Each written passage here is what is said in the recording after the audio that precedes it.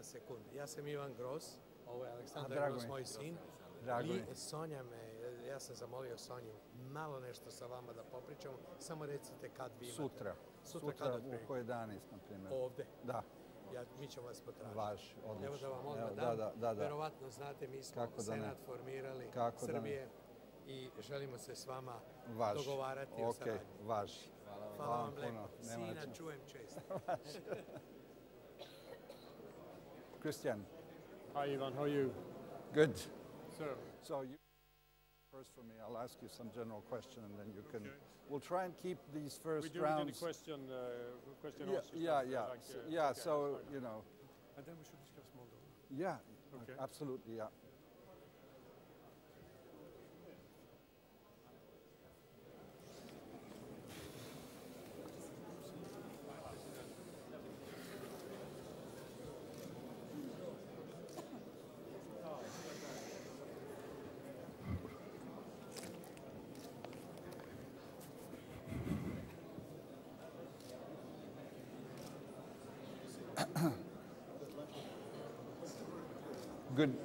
Good evening, everyone. Could you please all take your seats? And I'd like to welcome you to this panel, the last one before dinner, and of course there are ones that are later on.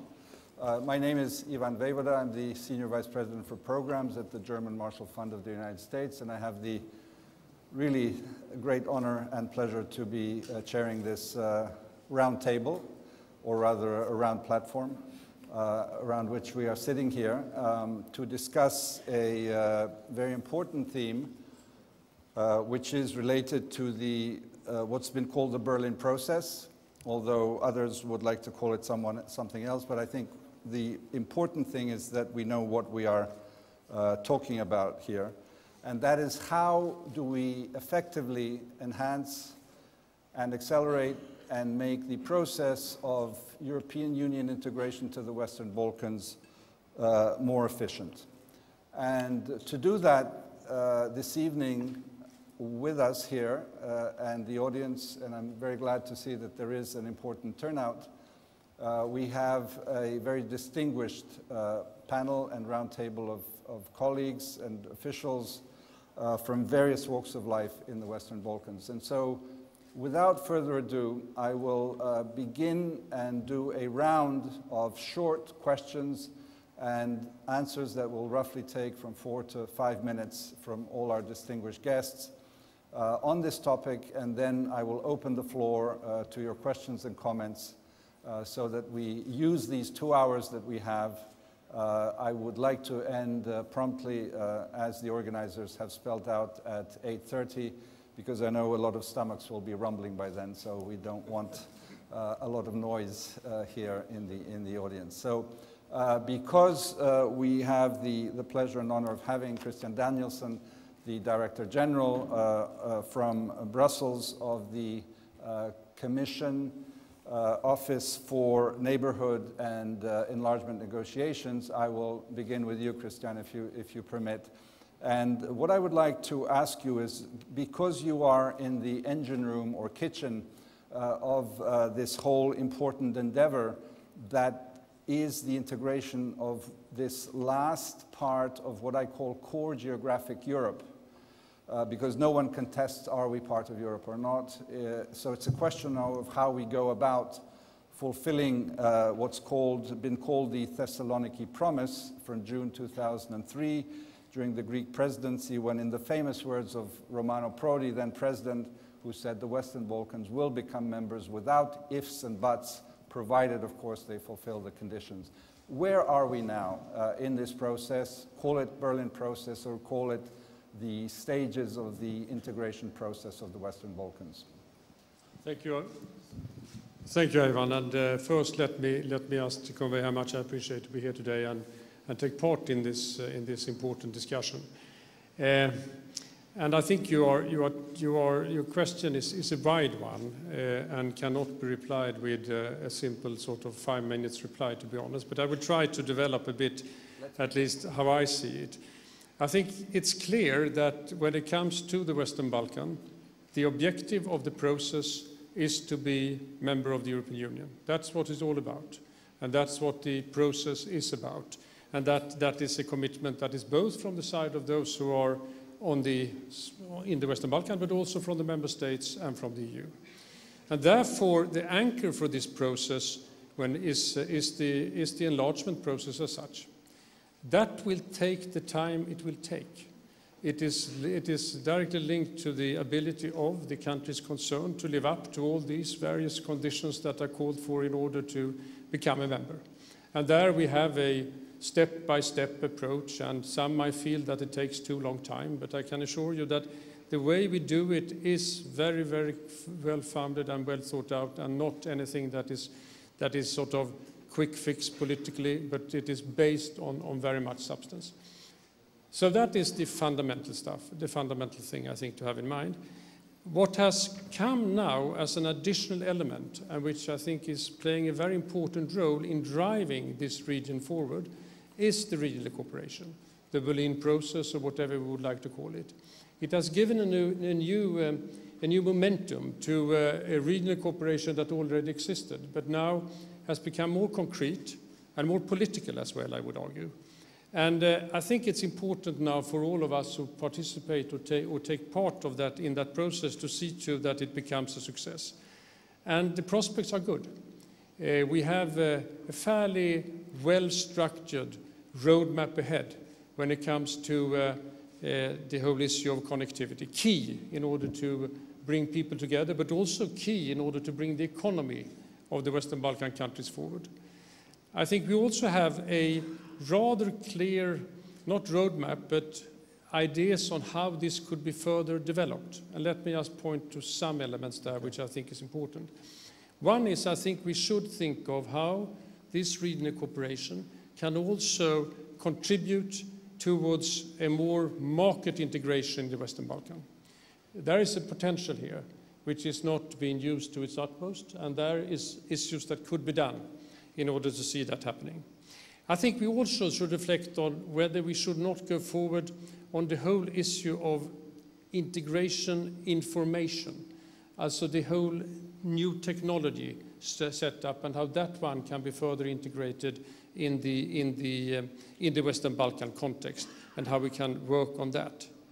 I think the issue of business environment is something also that can be looked on at the regional level. And in that context, I would like to point to the EBRD having a quite important conference next year, which I think can play an important role in that context. And finally, I think we should look into how the ideas of youth and bringing people together can be further developed as well. So there is a huge area of further work that could be done as a complement to the fundamental anchor when it comes to the process towards becoming members of the EU that the Western Balkan countries are, which is the enlargement process. Thank you. Thank you very much. And you've touched upon a number of issues. I'll just like to follow up with a very short question about the fact of the conditionality and how they're timed. We have seen in the past that the conditions, which are of course immovable, and I think we all accept them in the region because it is about us and we want institutions that are efficient and cater to the citizens. But it has also been seen in some countries that there are conditions that have been put, that have been proven to actually be obstacles for concrete movements ahead. And so there have been decisions to not abandon the condition, but somehow work around it.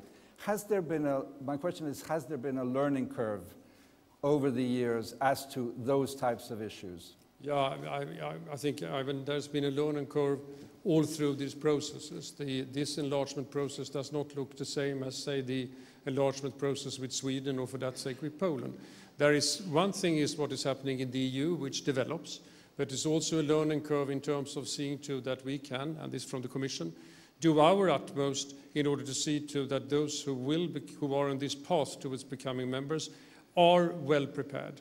And that is why the focus has become so much on the fundamentals, on the issue of rule of law and everything that comes with it, on the issues of an institutional setup, which is public administration, but also democratic institutions that are in line with what is needed in order to become a member. And finally, and not least important, the focus that has been put now on also on the economy and the need for the structural reforms in order to reap the benefits that are there once one is coming closer and closer towards the European Union. Okay, thank you very much. And you've touched upon numerous topics that I think we'll address as we go forward. I'd like now to turn to one of the members of the presidency of Bosnia and Herzegovina, Mladen Ivanić, a dear friend and colleague from academia from long ago. And Mladen, I'd like to ask you, given that Bosnia is seen, we can't avoid the word a laggard in the process with respect to the neighbors and friends in the region, and there has been specific attention paid to get to the stabilization and association process, which you are now engaged in, the Steinmeier-Hammond initiative, which is part of the Berlin process. How would you assess and evaluate this effort with regard to your country at this moment within the framework of the Berlin process? For Bosnia and Herzegovina, it's always important what is going on in the region. 10 years ago, I was in one meeting when very serious European players said very clearly, after Croatia, no more enlargement. 8 years after that, it was a very clear message, no doubt on that. 8 years after that, a year ago, we had the Berlin process, where the Western Balkan has, for first time, maybe seriously, a really European perspective. What is the difference? The new development in the Europe, Libya, Syria, Ukraine, and the very clear understanding that without European perspective, Western Balkan can be a new problem. And I think that this understanding was the key to have a Berlin process, which I'm long in politics. For the first time, I believe that both players, local, regional players, but also the Brussels players are serious and really have the same understanding. So I'm optimistic in that sense. I don't expect quick enlargement, something which will happen in the next 4 or 5 years. It will take some more time, but definitely there is, I have that feeling, for the first time, the European perspective for the region. For the first time, in a very serious way. For Bosnia, this is even more important, because what is the future of that country without the stable, normal region? Very questionable. If we are isolated and alone, we will have 3 different views in Bosnia. One in Sarajevo, which is Bosnia and Herzegovina without the entities, if it's possible. If it's about the Banja Luka, it will be independent Republika Srpska, if it's possible. When it's in Mostar, it will be a third entity, if it's possible. So if you are isolated, if the region is not improved, we are in the long term lost. So for us, it's important to have this positive regional approach. And additionally to that, as you said, there was this German-British initiative, which is now the new European initiative of Bosnia. And what is the essence of that? Let's not speak about the issues where we disagree, exactly those which I mentioned before. Let's speak about issues where we can agree. Economy, more normal life, daily business, technical issues.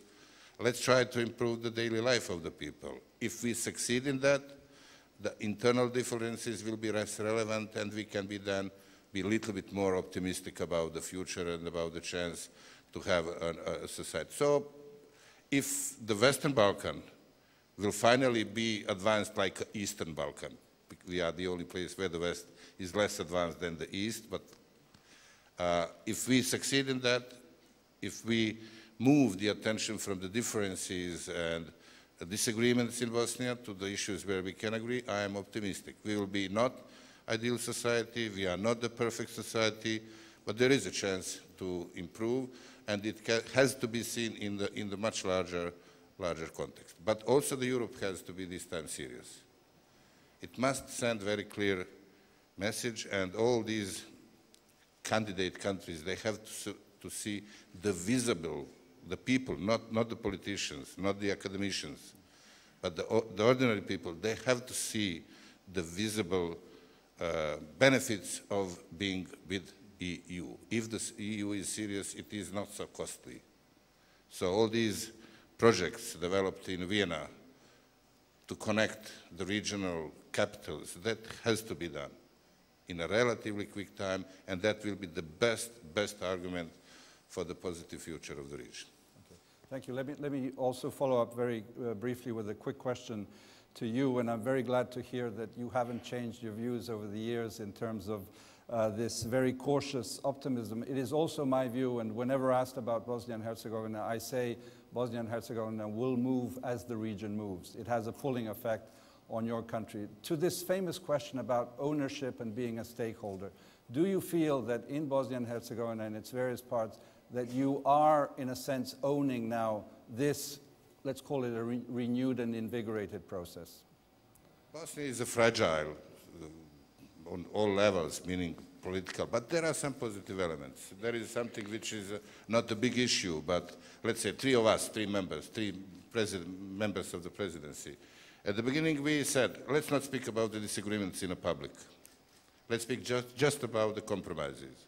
And I have to say, last year we did it. There was no struggle between the three members of the presidency. I think this is the first time after the Dayton Agreement. Not a big step, small step.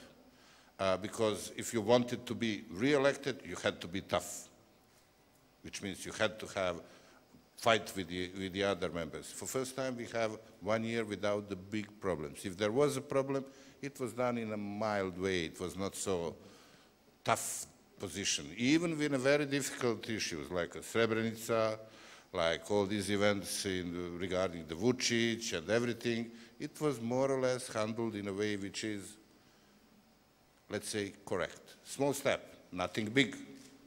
As I said, we are far from being perfect. We cannot immediately be the most democratic place, and we cannot have the best possible politicians. We are in the middle of the Balkans, but it's moving in a positive direction. That's my feeling. Okay, very good. If you could pass the microphone to Dejan, and I think it's Altiero Spinelli, one of the founding fathers of Europe, when asked about how Europe advances, I think he said, Europe doesn't advance through grand arches and grand doors, but through many small doors. And I think what you just said is a proof of the way that we can move forward without grand steps, but actually learning from some of the mistakes in the past and move forward. I move to Dejan Jović, our friend, both neighbor of Mladen here at the panel, but also neighbor in terms of geography from Croatia. He was a senior advisor to the former Croatian president and a colleague academic. Dan, I turn to you because, of course, there's a hotspot at this moment, and giving your view on the Berlin process, but let me ask you to start off by answering the following question. Is what's happening currently between Serbia and Croatia a spat that we will overcome, however unpleasant it has been, or is it something that you think will leave some deeper traces? Well, as we know, this relationship between Serbia and Croatia have been, how would I say, tense occasionally for quite a long time. In fact, it's hardly been ever a moment as of 1990 where we would say, okay, we have come to an end of potential tensions. And I think in particular when it comes to electoral campaigns, and we have one in Croatia at the moment, it seems to be that this issue is coming back. And the reason why is this the case in Croatia has to do with the way the conflicts ended in the 1990s and the national myths have been constructed and subsequently, and also vested interests of many people to raise the issue, to raise some tensions occasionally in order to profit politically out of that. When it comes to this particular question, I think here we have a great example of why it would be hugely important that all countries of the Western Balkans are in the European Union as soon as possible.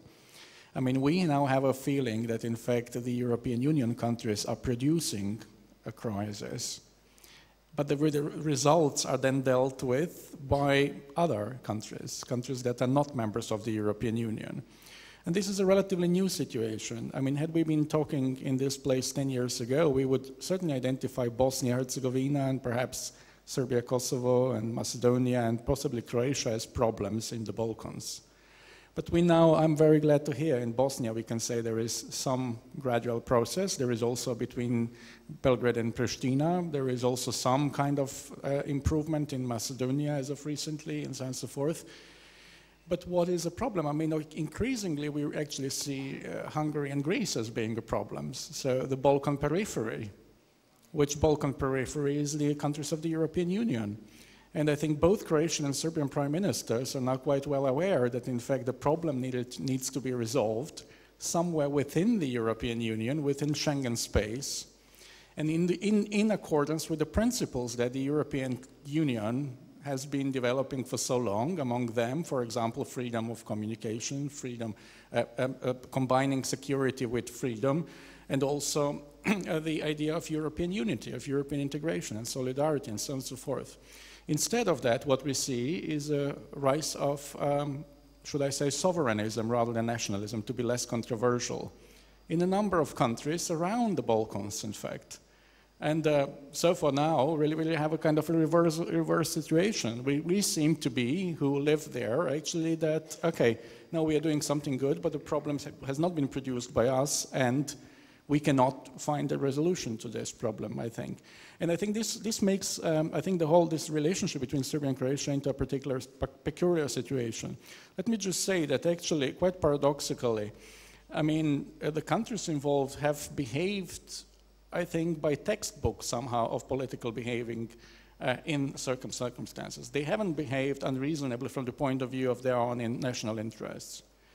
So let me say, for example, Croatia tried to use this crisis to show to everybody else that it is now an EU country. Therefore, we can. Yes, we can, in fact, do things that we couldn't do prior to 2013. And Serbia, too, tried, in my view, to use the refugee crisis to change the image of the country, with some success, I must say. And Hungary, too, tries to use the refugee crisis to say we are important within the European Union. So, in fact, there is a crisis here. Countries respond, I think, by textbook, by trying to increase their real political power comparative to the others. But of course, they at the same time don't really eliminate tensions. They keep going on with tensions, which quite paradoxically they actually haven't produced.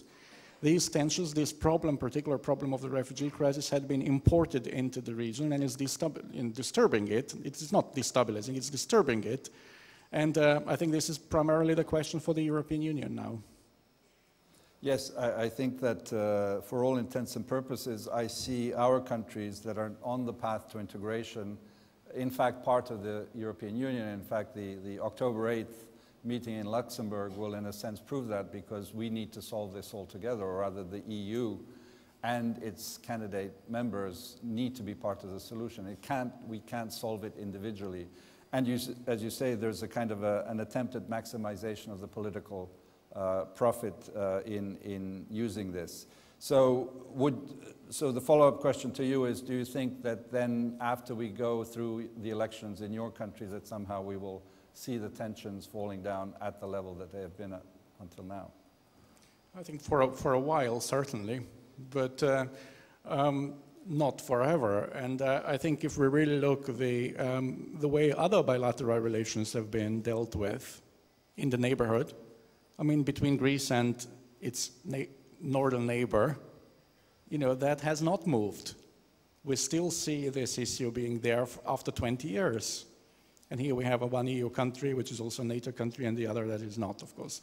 Then between Slovenia and Croatia, 2 EU member states with Piran Bay and a number of other issues still have no resolution. And now between Hungary and Croatia, this is not just a fence issue, it is also an issue of INA-MOL. So we see a number of problems really accumulating, but I don't think in history there is an end to anything. I mean, problems are here with us forever. I mean, even wars, unfortunately, memories of the wars can easily be resurrected. We saw this quite quickly. Whenever there is an economic crisis, there is talking about previous conflicts and wars. So there will be never an ending to this. Thank you. And if you could pass the microphone to Remzi, and we will come to Florian Bieber, who has produced a report on bilateral disputes for the Vienna summit of the Western Balkans. But I would like to, before we get the analytic view, to go to two somewhat more positive examples. First of all, Albania and Serbia and their two prime ministers have found a new friendship, and then go to Pristina and Kosovo and see how Belgrade and Pristina have moved forward. So let me start with Remzi. Clearly, the Berlin process had to do something with the fact that our two prime ministers of Albania and Serbia have found somewhat of a common language.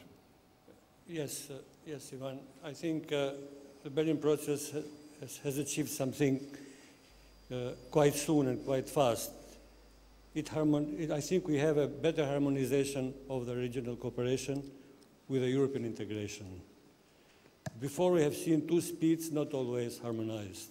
Countries were looking more towards Brussels. They were following their individual agendas towards Brussels and actually not looking very much towards each other. Now you see a better harmonization of these two speeds, of these two processes, that countries are coming together, and they came together. We saw that in Vienna. We saw that prime ministers of Albania, Serbia, and Kosovo defending a project together. And I think this is quite an achievement. This is quite unique.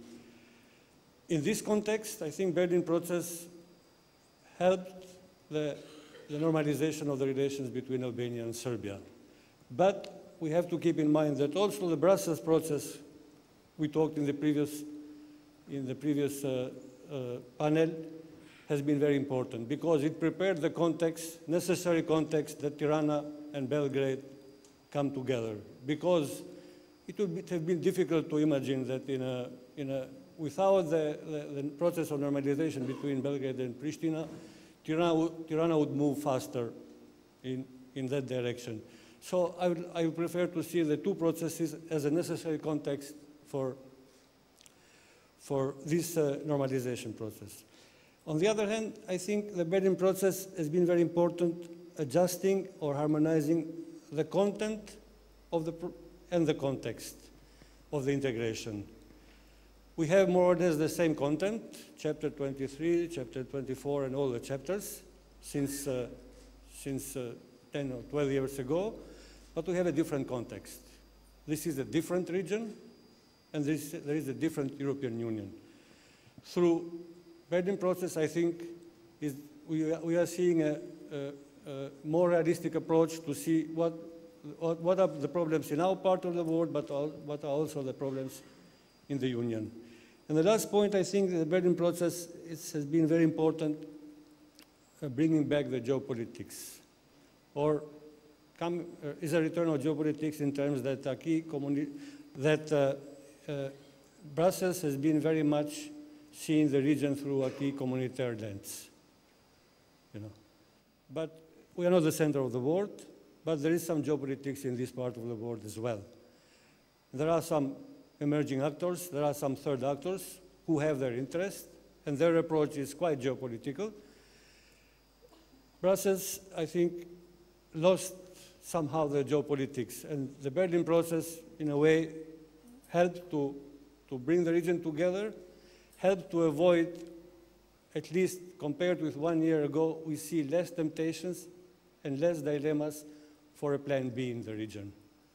Albania never had a plan B, but I see now that other countries are in a more clear direction towards Brussels, towards Europe, and avoiding avoiding the temptations of plan B and looking towards other actors. From this point of view, I think the Berlin process somehow reminds me of the Stability Pact. But it's a new edition in a different circumstances. Now we have, in Vienna, I think, in a way, we built a connectivity pact. Not only infrastructure, but also human. What the prime ministers of Albania and Serbia agreed, that youth come together and talk, and there are also young Serb students coming to Tirana next week for the football match. That's something that we couldn't imagine what happened a year ago. I think this is quite important. But the region needs a larger development and democracy pact, I think. We have to look on poverty. People are going to Germany. We have to look on unemployment, and we also have to look on democracy. I think the lesson of Macedonia is very important to be understood. We don't need to be very creative how our region will be in 10 years if the process of European integration will not move. We'll be like Macedonia today. I will stop here. Thank you. Thank you very much, Remzi. You mentioned a number of points that are very important, and I think Mladen Ivanić had already alluded to this important fact that geopolitics certainly has played. Call it a wake-up call or not. Some people say they didn't need to be waken up for this, but obviously some people did. And the fact that third actors, as you call them, Remzi, are playing a role in our region, both for nefarious or mischievous reasons or others, means that we need to focus very clearly on our homework. And of course, the homework is ours principally, but we need Europe. And I think that Chancellor Merkel, and we need to mention her name because she was the one who understood that more engagement was needed, and she was very clear, and her visit to the region and to our countries and to Sarajevo was extremely important in that regard. But let me turn to Ramadan Ilazi, who is the Deputy Minister for European Integration and a great friend, to move to another somewhat positive example, I must say. We're still unfinished business, but I think we're on a very positive road. Ramadan, the recent agreement and the whole process that started under our previous government and has continued, and with your successive governments, I think has been extremely important, because we show to others that intractable, so-called intractable problems can be solved if there's a will. And again, the fact that we have the soft power of the European Union, the fact that we're all oriented there has that role. So Belgrade and Pristina are heralded as an example to others. We fortunately are not waiting like Cyprus for 40 years to come close to a solution, and we'll keep our fingers crossed that they are moving. How do you see this process, and would you say that is it more generally the whole European integration process, or has there also been an impetus from the renewed Berlin initiative and Chancellor Merkel's initiative? Thank you, Ivan. It's always a pleasure to be in Belgrade, and of course discussing a common agenda, something we all share in the region. But about the Berlin process, a few years ago, on the 9th of May, we were celebrating Day of Europe, and in Kosovo it's official day, so it's a day off. And we had this banner, and some people were asked to write, how do you see like in next 5 or few years, or when will Kosovo join EU? And someone wrote that by the time Kosovo is ready to join EU, EU might collapse. And of course everyone laughed with that, but then with Brexit, and all of that, this idea of seeing Europe, in a sense to us here in the region, kind of like getting weaker internally, was quite interesting. But then the Chancellor Merkel initiative for the region really reinforced and restored this confidence that European integration and European perspective for the region is there and it's strong. And for us, it has that particular other importance because it is also a process through which we are reaching reconciliation. It is not just a process of reforms, of rule of law, but it is also a process that is helping us to reach reconciliation. And of course, I think since this process was started, we had in the other room the discussion how long to normality, and with Sonia we discussed how sometimes before we talked when will normality start. Now we're talking how long it will take. It's like we can't wait to reach there. And I think this shows just how important the process is. From a huge debate on just a handshake to reaching and signing agreements, this is a huge success. But this success cannot be taken for granted. And for sure, the region cannot be seen as a done deal in the sense of a finished process. I think with Ukraine and Georgia, of course, we don't like to lose attention as a region, but we understand the importance. But I think we have to maintain, by European Commission, a clear attention and support for the region. For us in Kosovo, part of the process, and also for the government in Serbia. For both of us, this process of normalization has been a difficult one, but necessary, and it's transformed the relationship. But we need also European Union to respond to these positive developments. And while everyone in the region, in a sense, is quite ahead in the process, Kosovo remains still not clear on what to us this European perspective means. And our citizens are growing frustration about this process. So hopefully very soon we will clear this with European Commission. We understand the policy is strict but fair, but I think for both Serbia and Kosovo, for Serbia opening the chapter is crucial, and we hope this will happen, but also for Kosovo, moving forward on the two fundamentals as well, the freedom of movement of goods and freedom of movement of people, it's pivotal, and I cannot stress enough how important this is, not just for our governments and for the reputation of the process, but it is also important for the credibility of the process. And I would say that, are we now in a situation, as you properly asked, where the talks are not necessarily always done just or pushed through the European Union? I think we are. We discussed in the other room the initiatives that two chambers, Kosovo Chamber of Commerce and Serbian Chamber of Commerce, the wonderful work they're doing. And in next 2 days, for the first time, we will have the Ministry of European Integration of Kosovo meet with the Agency for European Integration of Serbia in a first meeting of exchanging experience and seeing opportunities how we can work together. Of course, this is thanks to the help from the European Commission. Of course, the CIG has facilitated the meeting, but this wouldn't have been possible without the achievements done in the normalization process. But it is crucial not to take for granted. We have growing nationalism in the region that is providing somehow an alternative, if not option, but discourse, and of course, for us as well, the violent extremism through religion. So these two processes are using sometimes the lack of progress in European integration to really support not just against these important reforms on integration, but also the process. So mission is not done.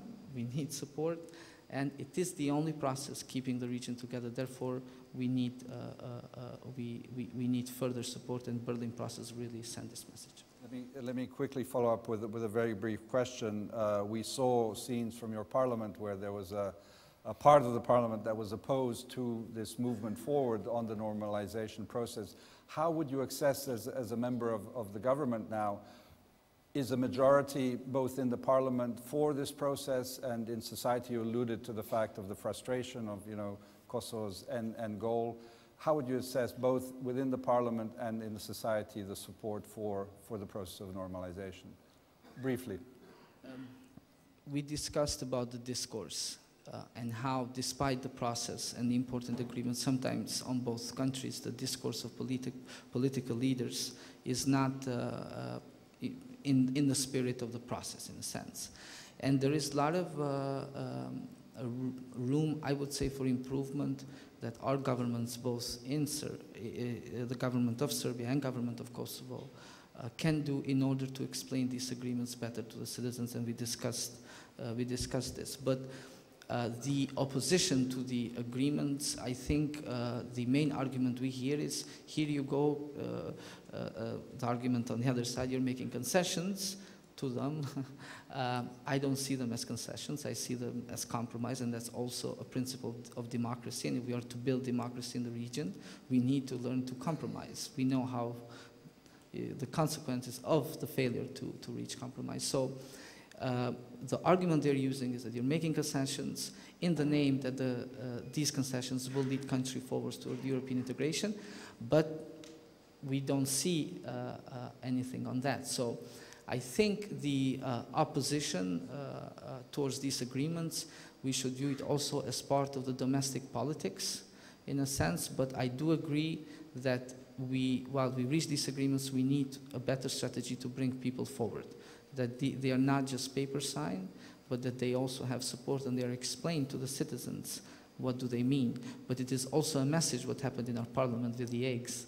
Of course, one would say it's democracy. I don't know if that's the case. But in any sense, I do think that we should not give anyone any idea to doubt that how regional cooperation will lead to European integration, and how this process will also help both countries to make the next steps. So it's a message for us, the governments, that we need to talk more to the people, but it's a message for the European Commission as well, that frustration or opposition to the process can only be, in a sense, addressed through proper progress in integration.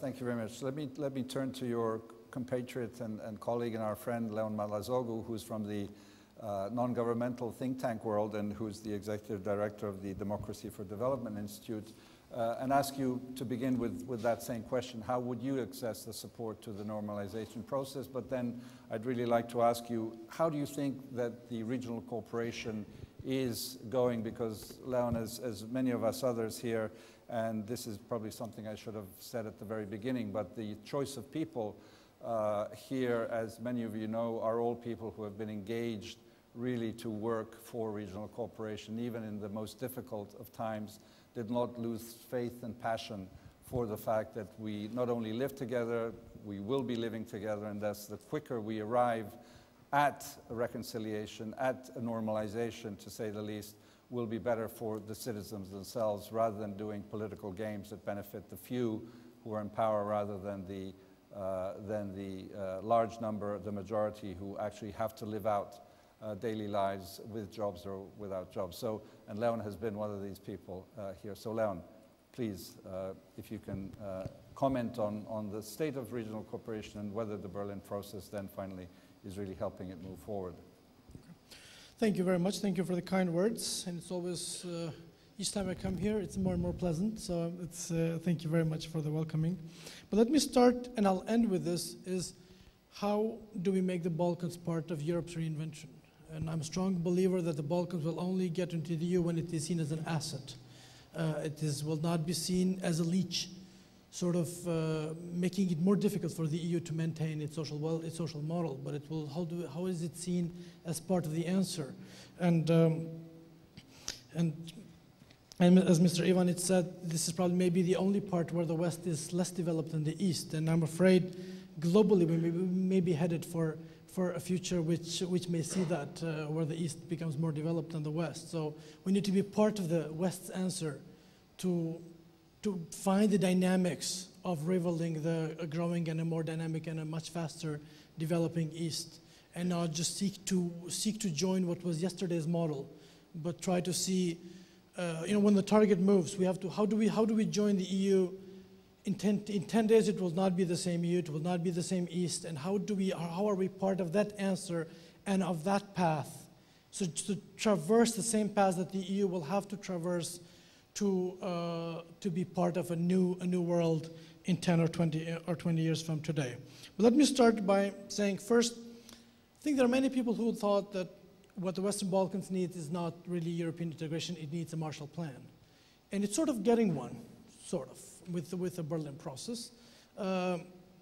It may be a plan B, it may be a sort of a patch up to keep the European flame alive, since the formal process is not really viable currently, or at least not as vibrant as some people would like to see. And also to keep some of the Western Balkans leaders who are uncertain about the future, their own as well as of that of their countries, sort of to keep them focused, not to be looking for alternative models of attraction and alternative models of development, which at least until recently had started to become more and more realistic, what some people call the Grigorization of the Balkans. You started to see more and more sort of stronger appeal for Russian/Turkish types of democratic developments. And this is, and this Marshall Plan, if I may call it, or let's say the closest that the Balkans will ever be to it, is a bit more appealing to the political culture of the leadership in the Balkans. It's basically resources for infrastructural development without too much questions asked and without really pushing them for the real transformation, either in terms of democracy, while that is still in place. At least this funding is not conditional upon real transformation. Where in my opinion, this is what the Western Balkans exactly need much more. It needs, this is that that transformation of the perception of self-interest. And that is not coming with the Berlin process. It may be the best we can have given the circumstances.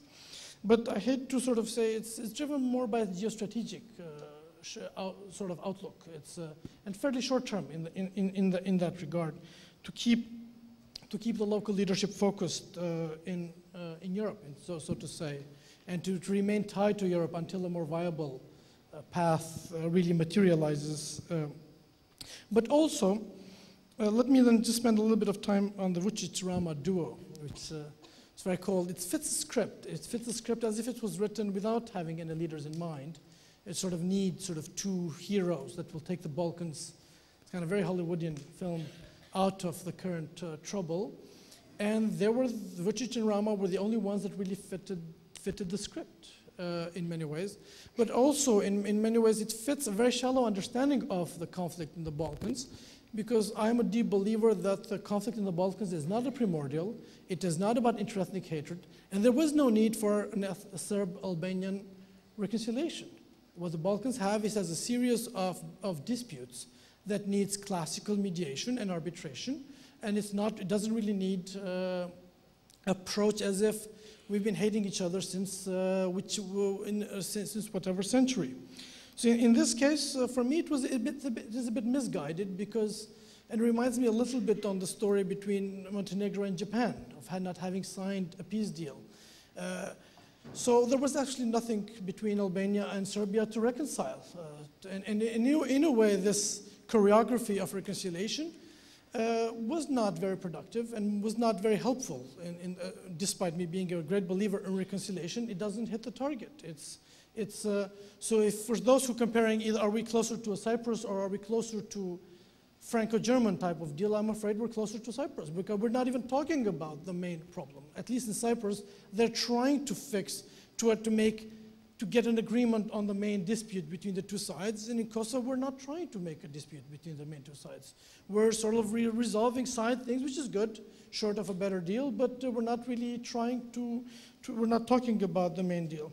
And the other one, see, now you have youth exchanges between Albania and Serbia, and Kosovo is not there. Kind of reminds me of the Stability Pact, which started triggered by the '99 dispute in Kosovo, and then Kosovo was not part of it. And it took years and years for Kosovo to just start to sort of be on the sides of it, and it's only in its margins and its periphery. So I'm afraid I really would not want to see the Berlin process, if this is how we name it, really kind of going in that direction. And I want to end with what I started is, how does the EU see us as an asset? Infrastructure development may do some progress in that direction, but we need our countries to reduce our public sectors. We need our countries to make markets function properly. None of the countries in the Balkans have properly functioning market economies.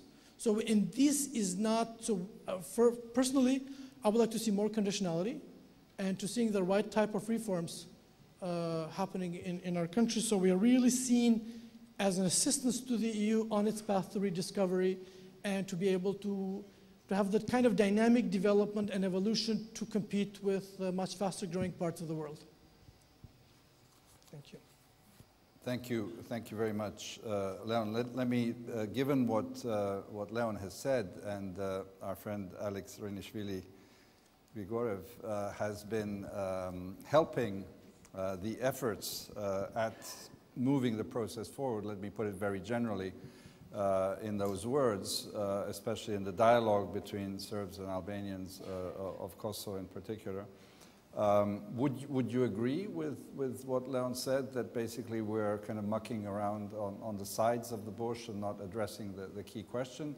Or is this actually the way that we get forward? And if we compare it to Cyprus, well, Cyprus, we're 40 years away. Here we're, whatever, just over 10 years, maybe 15 years away from that.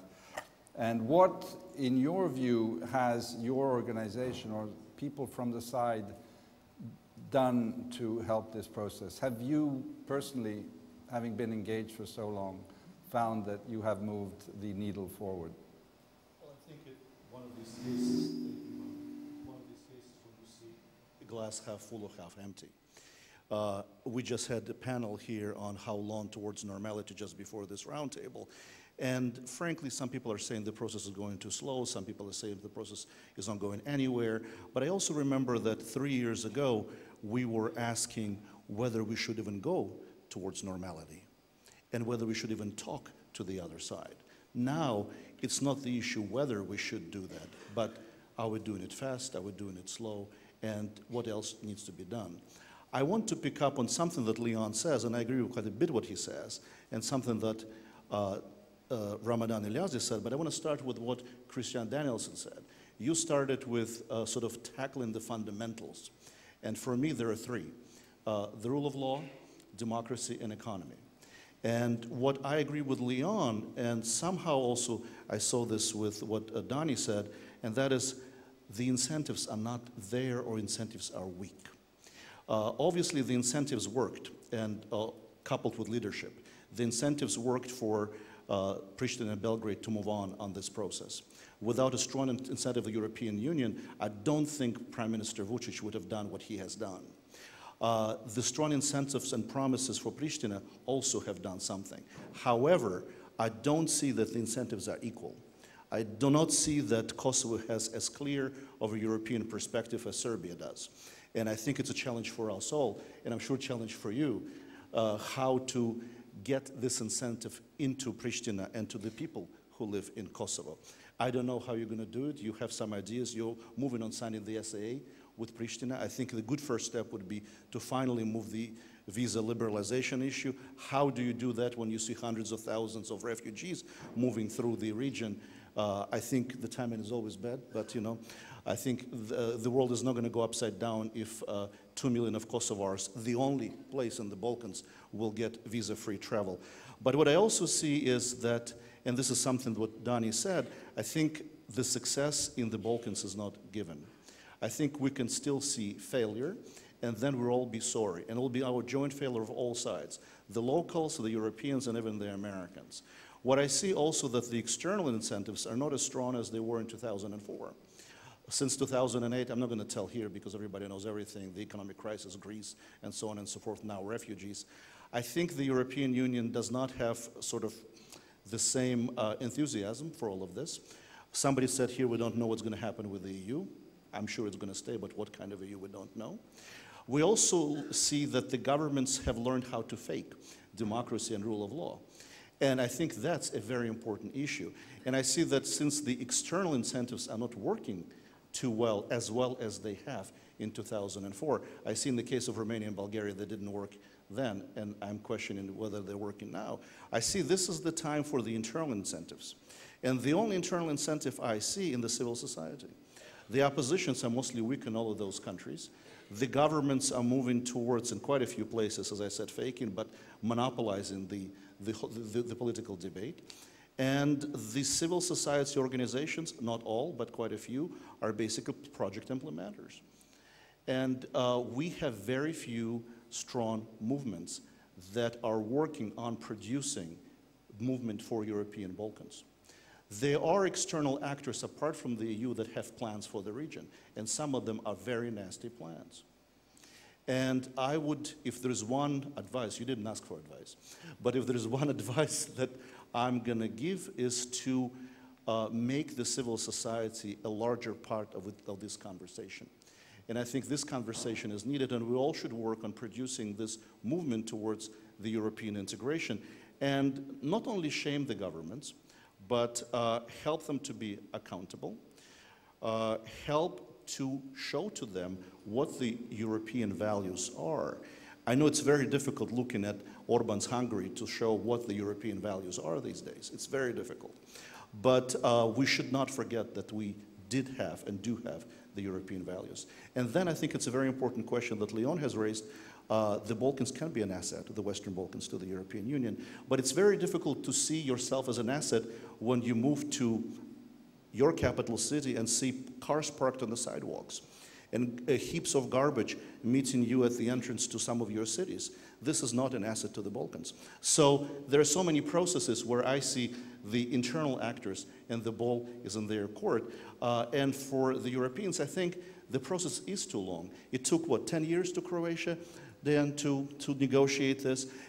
The governments usually think in terms of 4 years. That's how far they think, and then they think until the next election. So if the process is 10 years, how do you build incentives for them to do the right thing? I don't know. It's very tough. So this is what I wanted to say. Okay. Thank you very much, Alex. And because you mentioned and stressed this very important issue of civil society, I will turn to Hedvig, who is the director of the European Fund for the Balkans and has been engaged in civil society for quite a number of years. Because as part of the Vienna leg of the Berlin process and the summit that was held in August, there was a parallel process between Berlin and Vienna, bringing together civil society representatives from the whole region. I think that was a very welcome initiative that was spurred both by the Austrian Foreign Ministry and, of course, by civil society organizations from every country and regional organizations. So, given what Alex has said, Hedvig, would you agree with him about what he said about the state of civil society? Do we actually lack a movement for a European Balkans? You had a regional organization. Would you say that much more needs to be done, or are we just about right? Or is it actually sinking? Let me just add that a lot of organizations of civil society over the years have actually gone out into other continents to help build capacity in Africa, in Asia, in countries like Ukraine, on Moldova. So there's a lot of built-up experience and knowledge on how you make governments accountable, on how you run free and fair elections or contribute to it. Thank you very much, and thank you for raising the issue of civil society, which definitely needs to be more, I would say, encouraged to take active part in the process, because there is an active civil society. We can, of course, not go into details now to describe where the problems lie with regard to many aspects of functioning of the civil society organizations in the region. However, there is a good potential in the civil sphere where there are organizations who could be very valuable partners in the integration process of the Balkan countries to the EU. And that is why this initiative to organize a parallel process to the Berlin process should be very much welcomed. We can say that the door has been opened. There are many opportunities which we should now somehow figure out how to tackle and how to use and how to make them really functioning, and how to make it a process, actually, because it was a one-time initiative which needs to be built on now and to really start organizing concrete activities which would maybe even support the Berlin process as well, but what is more important, to support the EU accession process in the region between the two Western Balkan summits, which we hope will be held in the next years as well. I would say that finally, it is a personal statement. Finally, we can say that there is this thing which is somehow re-energizing now the process of the EU accession process of the Western Balkans. We've been for many years advocating for figuring out how to bring into this process something fresh, something new, how to give a new incentive to this very complicated, very technical, and it's becoming more and more political process, which is difficult to swallow, especially for the citizens who are not understanding it, of course, and they should not all understand all the nitty-gritty details of it. However, what is important to communicate to them the value system they are aspiring to, and to communicate to them how important this opportunity, the process itself, is to their countries to finally bring the most crucial things in order and to make their everyday lives easier, to give them prosperity and perspectives, and to bring this very unstable and fragile region to a normal state, and to finally see the light at the end of the tunnel by using this very strong motivation and motto for change. Of course, today we are facing a situation where we are questioning the process itself, but also the type of the club we are going to join. And we should be aware of the fact that the EU we are eventually going to join one day will not be the same we started integrating with many, many years ago. However, that is why it's important to focus on the transformational aspects of it, on the benefits which the process itself is bringing to the region, and to the value system, again, which should be that light at the end of the tunnel. The regional cooperation could not be a substitute for the EU integration. And that is why I would like to look at the Berlin process as a part, as I already said, this new energy which is brought in the process itself. It is very much encouraging that some of the major and most influential EU member states are there, and I really hope that they will remain. And it is now very encouraging, as I already said, that the door has been opened for more active participation of civil society. I would not fully agree with Leon as he described the relations in the region.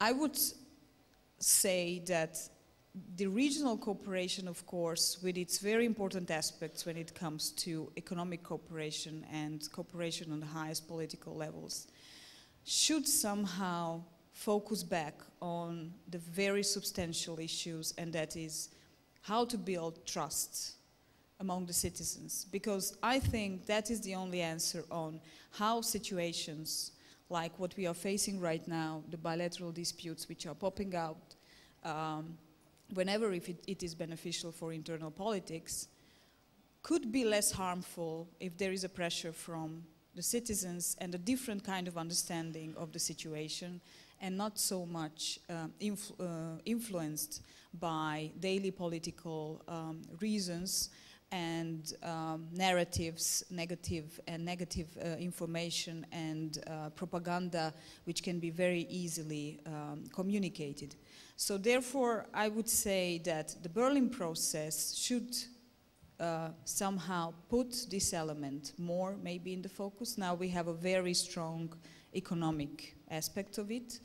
With these initiatives with signing a declaration on solving bilateral disputes in the future in a different manner, with signing a declaration on the Albanian-Serbian youth cooperation, we can see that slowly some of these other initiatives are getting room as well. However, I would advocate for stressing how important it is to bring back the regional cooperation also to some very basic topics which are crucial for the substantial regional and cross-border and bilateral dynamics in this region. Thank you very much, Hedvig. You touched on a number of important topics, and obviously the fact that in Vienna the Franco-German model again was used, which I think is a great kind of incentive because we see that it is still an ongoing project where education and exchange of youth and learning each other's languages are a key part. And I will turn to Selmo Cikotić, who is a former Minister of Defense of Bosnia and Herzegovina and now Dean of the American School of Government at the American University in Bosnia and Herzegovina. And I basically have two themes, Selmo, which I'd like you to address, apart from maybe a few other things you might want to say. One is, given that you were Minister of Defense, how would you assess the defense cooperation in the region as part of this process more generally of normalizing the issues in the region? I've often talked when I've spoken that we have these regular meetings of high-level commanders-in-chief, even of military intelligence services. This is little spoken about, but I think it's part of that process. And secondly, you know, we haven't yet mentioned the role of the United States in this process of Euro-Atlantic integration, which is key part. There is hope that Montenegro will be invited to join NATO and will get an invitation at the NAC meeting in December in Brussels. I'd like you to address that also issue. How is it important for what we're talking about? And then about education. You are now the dean of a school. I believe, and I'll ask Sonia the same question as we come towards the end, I think we're not putting enough focus on education from elementary to high-level university schooling to actually feed into this process. Well, thank you very much, Ivan. I guess speaking almost as the last one, I might start with saying that everything has already been said, but not by everyone, yes. A lot of interesting topics. To all the assessments and views we have already seen, I'd like to add that the Western Balkans, which is a political term for a geographic entity, is situated now between the heart of Europe and the global Balkans as defined by Zbigniew Brzezinski some decade and a half ago. And it's very relevant for the not only geopolitical position of the Balkans, but for its geoeconomic and geocultural position, which more and more in times of cultural diplomacy and smart power prevailing in international relations will play more important and acting role. But some of the conventional principles and organizations are still elements of the general occasion and picture. And if I am to use the experience from the defense reform from Bosnia and Herzegovina, I would start with saying that military organization as a rule has got some principal qualities or capacities of organizations that are universally relevant. And that is the organization, discipline, and responsibility.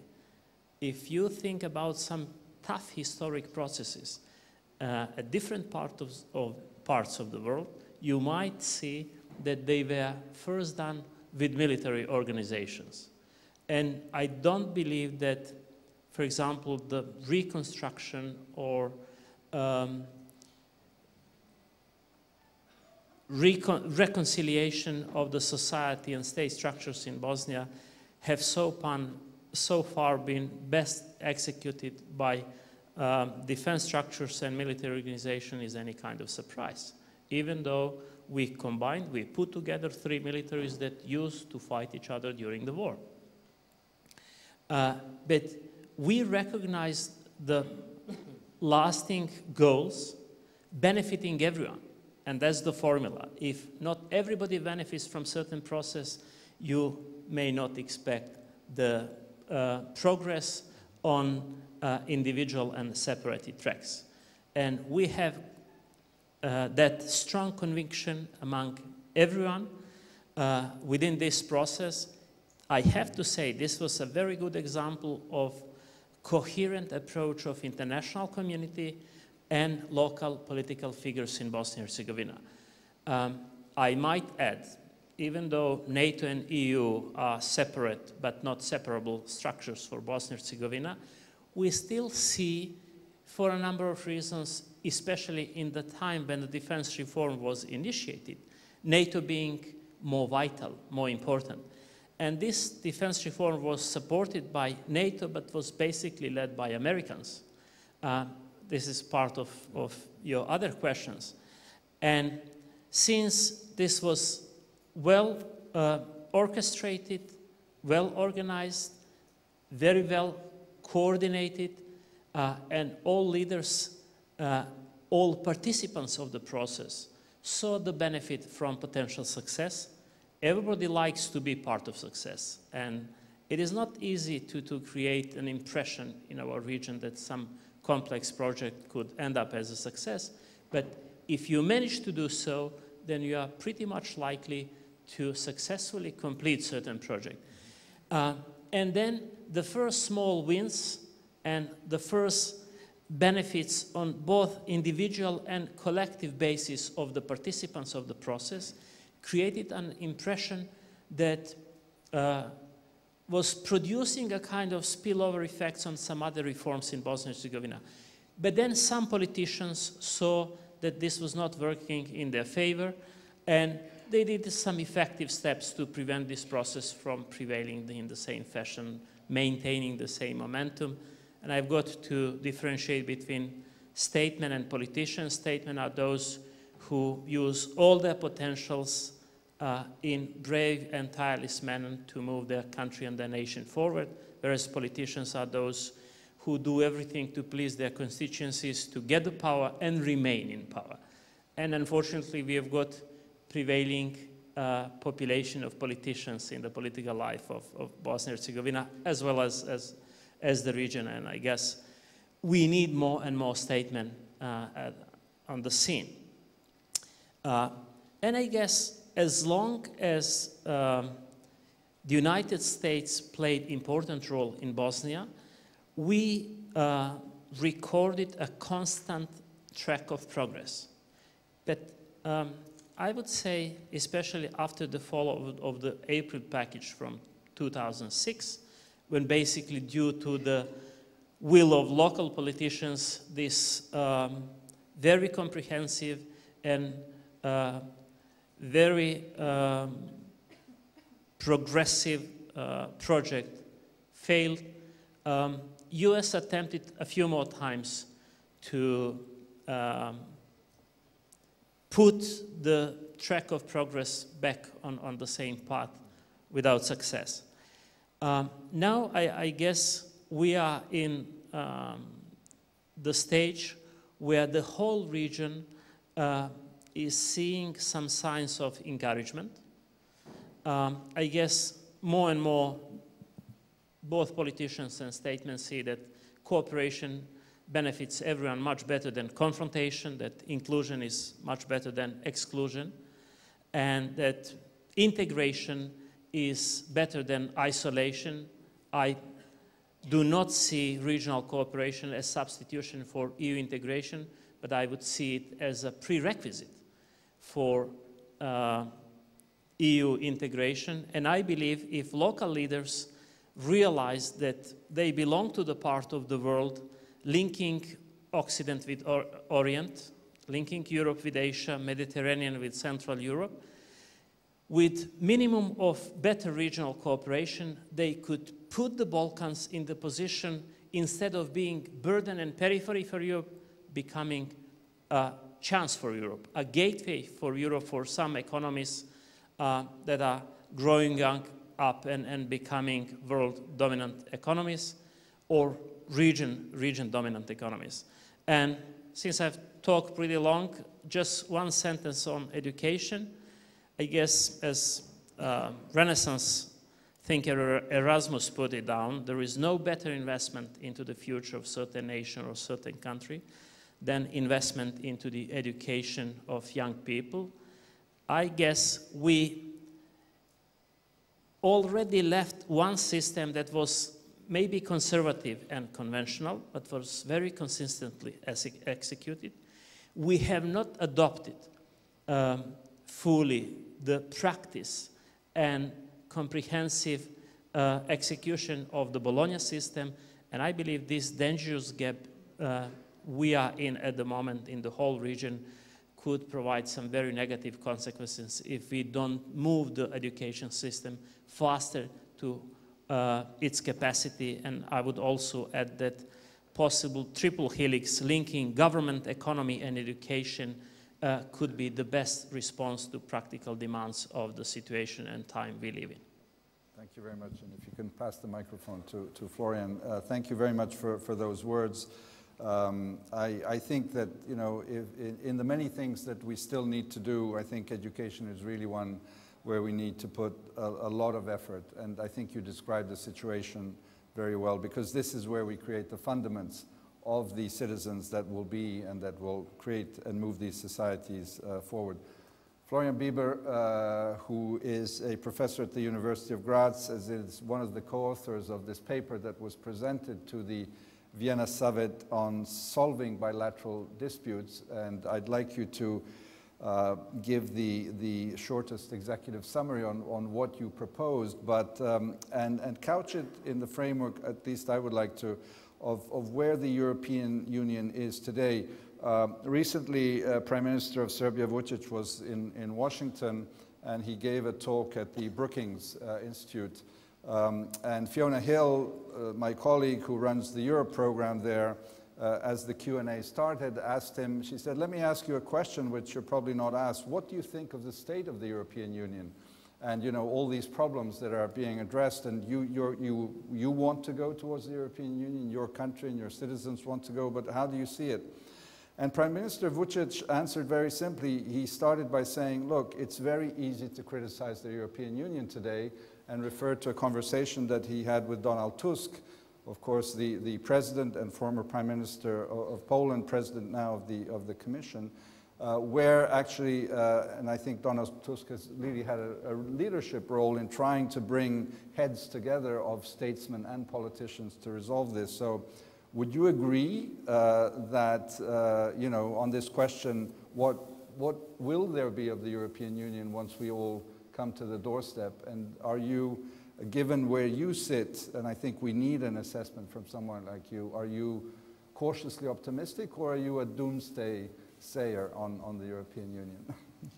Well, thanks, Ivan, for the question. I mean, I think on the issue of bilateral disputes, and I think maybe to pick up on the dispute between Croatia and Serbia recently, I think that's a good starting point to talk about a little bit the salience of this, is that there is no definitive list of bilateral disputes you can make. Something which might not be an issue becomes an issue overnight and all of a sudden can escalate fairly quickly. So I think when we were asked, a group of us who are the Balkans and Europe Policy Advisory Group, and we thought about bilateral issues, we couldn't come up with a comprehensive list of all of the bilateral issues. There are quite a few, but it's not because there are so many, but it's rather because there are some which appear out of the blue, like between Montenegro and Bosnia and Herzegovina, which luckily were resolved. But I think the point is that you have to create an atmosphere where they're resolved amicably and with good spirit and goodwill and not politicized. And I think this is really what we're talking about. A number of EU countries have bilateral disputes, Spain and Great Britain, for example, over Gibraltar. And they can live with it in the European Union. And I think there are 2 points we were making. One is that the most dangerous period is if one country is in and the other one is out. If both are in the European Union, they can live with the dispute. Slovenia and Croatia can live with the dispute over Piran, the Bay of Piran. It's not happy for both countries, but it's something you can deal with. Spain and Britain can deal with the dispute over Gibraltar. And it's really just a problem when one country can use the instruments of the European Union to block the other, and I think this was our key observation. So we cannot resolve them all, but we have to deal with them in this crucial moment of accession and not wait until more countries are in and thus the problems multiply through this dynamic. And it's not just important to focus on the big fish, so to speak, the Macedonian-Greek dispute, but also on the many smaller ones which can escalate very quickly if the political environment around them becomes hostile, or there is a need by populists or in pre-election campaigns, as Dejan was pointing out, to use them. And I think this is really the crucial point, is to say how can we, the European Union really has to take them seriously and try to kind of, pick them off the tree one by one. Not to say that they're off the agenda once and for all, but to make sure that what is there in open disputes we know is resolved. But for example, that borders are demarcated, that borders don't become an issue. We have lots of border questions which, we can always say they seem rather silly because they involve a few square kilometers, whether it is of riverbeds and so on, but they can be used very easily to escalate relations if there is an election campaign, if there's a populist who discovers it. So let's solve them. Let's get rid of them at least as much as possible. So that's very much the message. And the message is that for the disputes within the region, the European Union can help. It can take an active role in doing that, whether it is through appointing a special representative or people in charge of pushing this forward.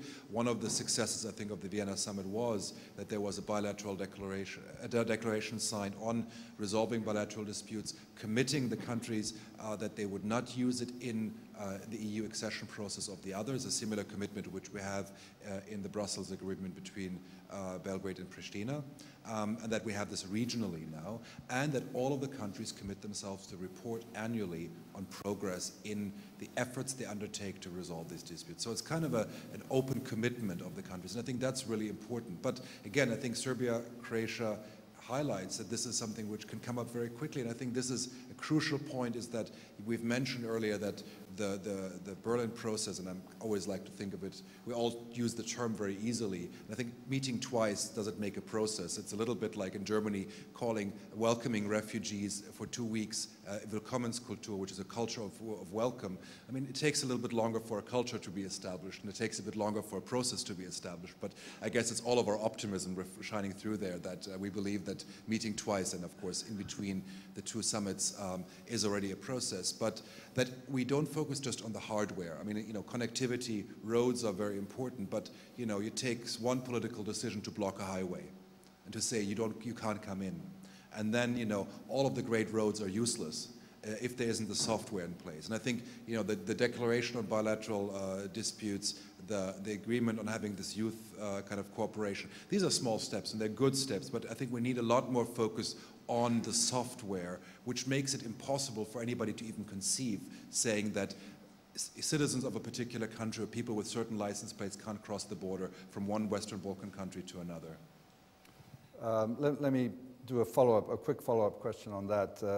Commissioner Johannes Hahn of the European Union for Neighbourhood and Enlargement negotiations stepped in to help resolve this issue of who can come in at that border or not. And I tweeted a positive tweet, which is in my nature, to say that the soft power of Europe works again. And then our friend and colleague Tim Judah, who is here somewhere in the room, I hope, he responded to my tweet yelling rather than soft power. What would you say? Is it both that was needed, yelling and soft power, or was it soft power or yelling? I think the European Union always works on a combination of yelling and soft power. And yelling is in a certain way, soft power, because it is, it's just yelling, it's right? Jaw. Right. So, and it's yelling at a member state, arguably. So in that sense, that's soft power. I think the EU needs to do a lot more yelling at its member states these days. It's not doing enough of it. And I don't want to mention, but there are quite a long list of candidates who would need a good yelling at in the European Union. And I think this maybe just to pick up on your earlier question about the future of the European Union. And I think this is, the European Union is, I think, confronted with, everybody sees it's the most serious crisis, but I think it is, we are finding ourselves in a crisis of what are the values of the European Union, how does it deal with solidarity, and it's been tested multiple times this year. And now we're in the crisis mode. We're in the mode of resolving the immediate problems. But I think once the immediate crisis is resolved, the European Union will have to do a lot of introspection of how do we deal with this? How do we deal with people putting a barbed wire on Europe's borders? How do we deal with the fact that thousands of people have died getting into the European Union? I mean, over 3,000, 4,000, 5,000 people every year die getting into the European Union, who have a right to actually be in the European Union as refugees, and we, as European Union citizens, are responsible that these people die. And I think this is something which makes me deeply ashamed as a citizen of the European Union. And the EU has to, not the EU as an institution, the member states have to deal with this. And they have to deal with the question of solidarity, which we've seen tested. And I think this is not a matter of, does the EU need a new treaty, a new technical solution? There are questions about that as well. But I think there is this kind of more deeper debate which has to come as a consequence of that. It will come reluctantly.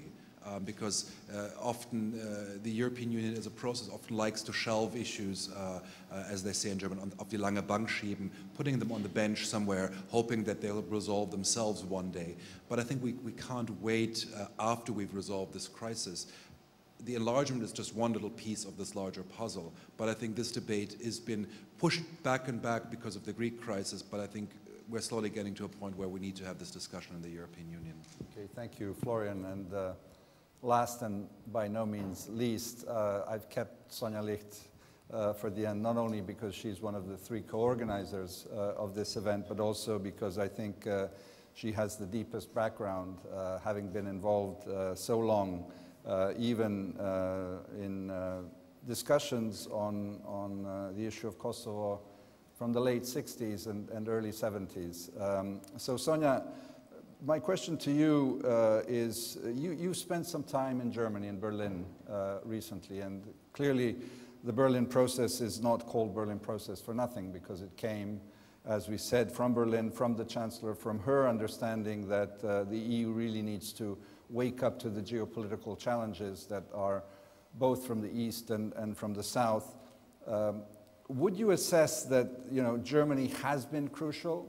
And would you also say that it has acted alone, or is it bringing in other EU states? And depending on the answer to that question, how important it is to bring in the others, because we know there's been an agreement to do it in Vienna, then next year will be Paris and then Rome. And then, of course, I would like to ask you a question on the quality of democracy in our countries. There's been a lot of talk about the fact we are advancing, there are these solutions that are being moved on, it will take time, but a lot of people among us say the quality of our media are not, the governments have too much control over them, there's sometimes elements of authoritarian behavior. How would you assess this situation, and is civil society from which you originate doing enough, and does it need more help to do it? Well, let's take one by one. As for Germany, it was not by chance that one of the sessions we have at this Belgrade Security Forum has a title, Is Germany a Reluctant Leader? Obviously, Germany is not only the strongest, but also in a way understands that it is having most of the responsibility for Europe and for the future of Europe. And it's right. They do have the largest responsibility for very different reasons, which I don't think we can go in now. I'm sure tomorrow we will hear a few very serious arguments. What I was really focused on while being there were two topics. One was how to convince my counterparts that the enlargement process is not only good for the region, but it is good for Germany and the rest of Europe. And the second was, in fact, a much more limited, but for me, extremely important topic: how to redefine the approach toward a genuinely European minority, and that minority are the Roma, who again, in my opinion, are an entirely European responsibility. So I was kind of shifting between the two, and in those two, shifting between those two topics, I think I found out that in fact there is something which I still admire very much, and it is a deep political culture that was created, especially in the western part of Germany, through the first few decades, and I would say especially after 1968. So I'm very proud of the 68 generation. I belong to it. Maybe I'm not quite objective, because I think it really managed to move and to shake the society and make it think. My very dear friend and colleague Radmila Nakarada, when I was, and she's here in the audience, when I was kind of going through my reflections with her about Germany, she said, you know, they are a thinking society. And I like that phrase very much. And I think it's very important to really think about how can we make our societies thinking societies, and in the first place, how to make our political elite to start thinking. Because someone said everything happens in between in a mandate, limited to 4 years. That is something, I think Selmo said these are the politicians. I think this is one of the major problems, that we need to make the political elite to think more in advance, and of course to be more responsible. I don't think we can make them in any other way but by opening very serious public debates. By the way, one of our speakers day after tomorrow, Professor Gesine Schwan, in fact, when she was criticizing the German politics toward Greece, and she was very critical, her criticism was that it is not debated enough. She was not so much criticizing, she was critical about Schäuble as well, very much so, but the most serious critics was there is no serious public debate. And then from one crisis to the other, we arrived to the refugee crisis. And again, I think not even Germany thought enough about something which was absolutely obvious that it is coming. I mean, they were in Greece already. And there was accumulation of numbers and accumulation of problems. And it was, for me, just a question of time when they will take the so-called Balkan route and arrive where, when you listen to the refugees, and they are asked, where do you want to go? 95% say Germany. Why? Because Germany is that attractive to them. And because, in a way, it is the paradigm of Europe.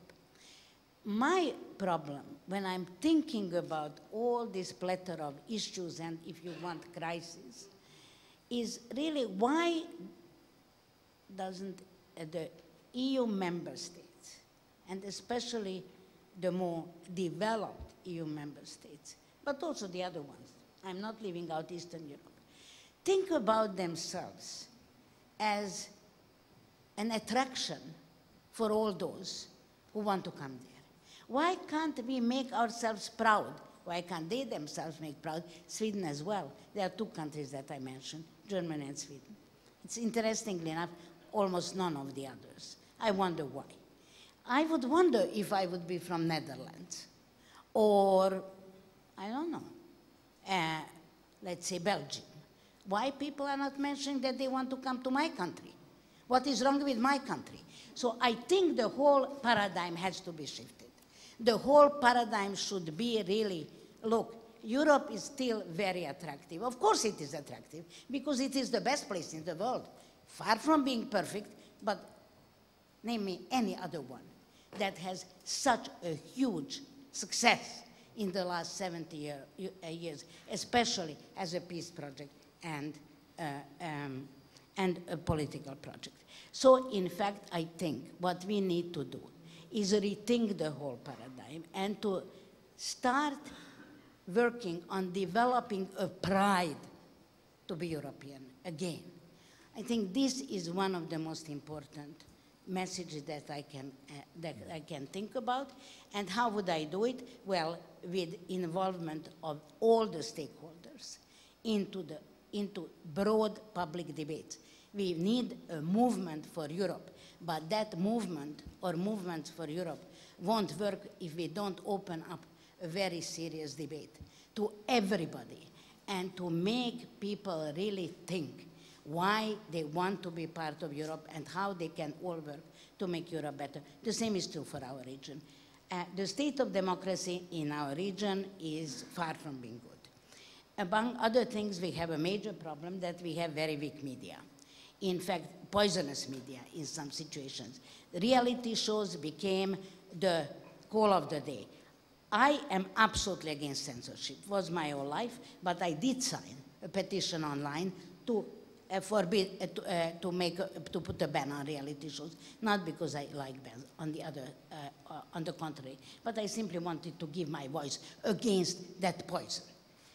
The poison that, in fact, is instead of developing a thinking people, helping them to be idiotized. I don't know, to make them idiots. In very Greek sense of the word, to forget that they are social animals and that anybody who is not taking part in public life, according to the ancient smart Greeks, is an idiot. So I think we need public debate, we need ongoing education, and we have to start, and I ask also the Commission to try to think that way. The International Monetary Fund, everybody else who is coming here.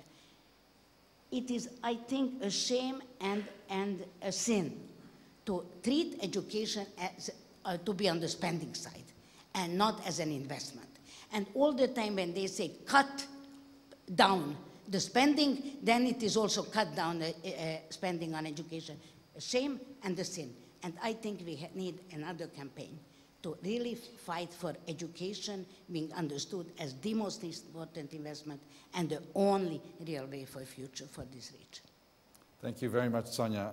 And that is the final speaker of the round table. We have about 25 minutes, and I would like to take groups of questions and have as many people ask so that we can then come back to our speakers here. So please raise your hand, and as you get the microphone, do introduce yourself and your affiliation.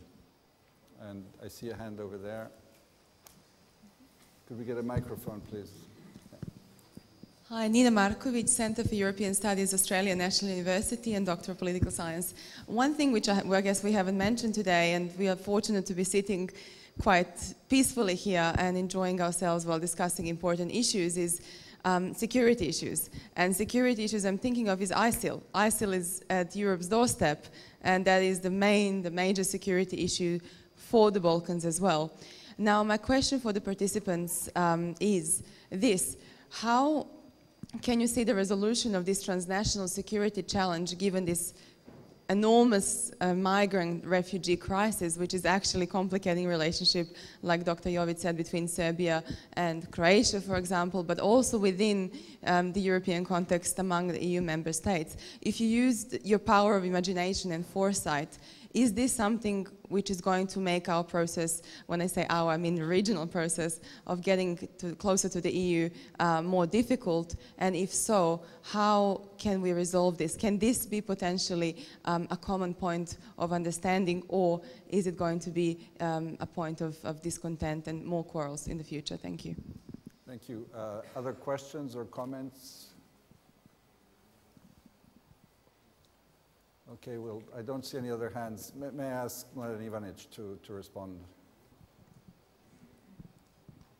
ISIL is a problem, definitely, and something which is especially important for Bosnia. According to our intelligence, we have had about 300 Bosnian citizens fighting in Syria. Once we introduced the law, which basically has a punishment for those going there, 100 came back, something like 50 died, and we still have 150 there. So it's for us a huge number. And I believe that security is also additional reason for the region to cooperate. Terrorism is nothing which will be so far from us. So we need now better cooperation, not to help, I don't know, United States, UK, Brussels. We have to have this cooperation because of us. In Bosnia, we had a few cases of something which is terrorism or close to be a real terrorism. And we cannot ignore that. We cannot ignore that. This is reality. Unfortunately, I believe that it will be reality also relatively soon in some other countries. And what is also, speaking about the refugee problem, I see the lack of active role of the, especially Commission. The problem of the refugees is not the quotas. The problem is to solve the real reason for these refugees to come, which is situation in Iraq, in Afghanistan, in Syria, in Libya. As long as there is no stability, there will be refugees. Where else they can go? What else the normal professor at the school or the doctor can do with the family to stay 4 more years in a war? Everybody will leave. So the real solution is to go there and to find the political solution. And there was a lack of initiatives from the Brussels. That's for sure. And I even don't see a mechanism. And if you even see the problem, let's say in Macedonia, the problem with position opposition, you know who solved that? The members of the European Parliament and not the Commission. The members of the Parliament. So I think that this is something which also is needed from the process. More active role in order to solve the real problems. Ramadan, would you like to give your view? Thank you. Well, for my postgraduate thesis, I actually investigated this question, and I examined how political Islam influences societal peace. And what we see right now happening is a lot of work on displacing loyalty from national or towards the state to religion. And this is what we see also as an attempt in Kosovo. And why do we see Bosnia and Kosovo threatened by this? Is because exactly in these two countries, the relationship between the citizen and the state is quite confusing in the sense of where these states are going. So what we found is that the weaker the perspective, and I'm not trying to abuse here, but it's really the case, the weaker the perspective for the country, and the weaker, in a sense, European perspective for that country, the stronger, in a sense, these movements had grounds to work to recruit people who would then either go to Syria or become soldiers in their own country. So we also criminalized the participation of foreign fighters. And we what's arrested... the estimate of fighters from Kosovo? I think it's between 50 to 100 fighters that are active in Syria. But of course, there was that big news that per capita Kosovo had a huge, but I think we are quite low, but it's between 50 to 100. But the threat I see to the Muslim security is not just in terms of the terrorist group. I also see this political threat, the threat to the system and to the process of the values we're trying to build in our regions. And this is the idea of software. So while we have the hardware, in Kosovo, I mean, this is the arguments. You have the liberal peace, kind of like a testament of a constitution, a flag, just like in Bosnia, mirroring European values, the national anthem without any words.